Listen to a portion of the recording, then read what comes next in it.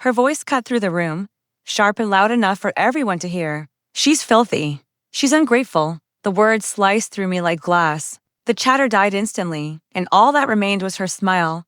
That smug, practiced smile, soaking in the pity and attention around her. I felt every set of eyes on me, full of judgment, disgust, and curiosity. But she didn't expect me to stand up, and she sure didn't expect what came next. I met her 5 years ago, back when kindness still meant something to me. She was all charm and warmth then, my mother's old friend. The kind of woman who knew how to make people trust her. She invited me to dinners, gave me advice, introduced me to her circle. She told me she saw potential in me, that I reminded her of her younger self, and I believed her.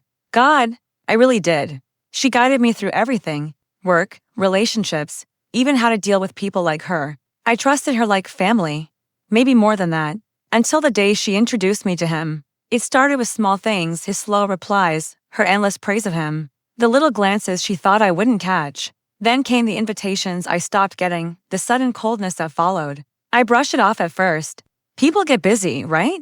But deep down, my instincts were screaming. One night, I decided to follow that voice. I walked into a restaurant I hadn't been invited to, and there they were, tucked in a corner booth, her hand resting on his, her eyes gleaming with satisfaction. His laugh a little too tender. She didn't even flinch when she saw me. She just smiled, that same victorious smile. That night, I didn't cry. I didn't scream. I went home and wrote everything down, every look, every word, every betrayal I'd ignored. Because tears couldn't fix this, but a plan could. She had power, the kind that came from charm and reputation.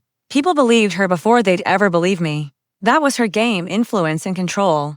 So, I learned to play it better than she did. I started with silence. I stayed distant. I let her think she'd broken me. That's when she slipped. She grew cocky, careless. She began whispering about me to mutual friends, calling me unstable, ungrateful, obsessed. I smiled, listened, and gathered proof, screenshots, recordings, emails. Every word she said became ammunition. And then I waited. The right moment came faster than I expected. A charity gala she was organizing. She loved attention, loved being the star. Of course she invited me, probably hoping I'd shrink in humiliation watching her parade around with him. That night, she wore red. Bold, powerful red. He stood beside her, more like an accessory than a man. When I walked in, her smile tightened just a little. "Oh? You came," she said, loud enough for everyone nearby to hear. Then, even louder, everyone, meet her. The one who couldn't handle success. The one who turned on those who helped her. Filthy, ungrateful. That's when I spoke, calm, clear, but firm enough to echo. "Funny," I said. "You're calling me ungrateful. Want to tell them how you helped me? How you slept with him while advising me to trust you both." The room froze. Gasps, silence, sharp as a blade. I held up my phone. Her messages lit the screen. Then her own voice filled the air, trembling, undeniable. "I thought I was protecting you from him," her recorded self confessed. "But I couldn't help myself. He wanted me." The same people who once laughed at her jokes now stared at her like she was something rotten. Her husband's face went pale. The man beside her stepped back. I just stood there watching. She tried to speak, but her voice broke, stuck between pride and panic. In that moment, her whole kingdom fell, not with screams, but with silence. I didn't have to say another word. The truth spoke for itself. By the end of the night, she left alone, her reputation dragging behind her like a corpse. The same eyes that once adored her now turned away. He followed her out, not to comfort her, but to demand answers she couldn't give. People later asked if I regretted it. If revenge ever fills the emptiness betrayal leaves behind. It doesn't.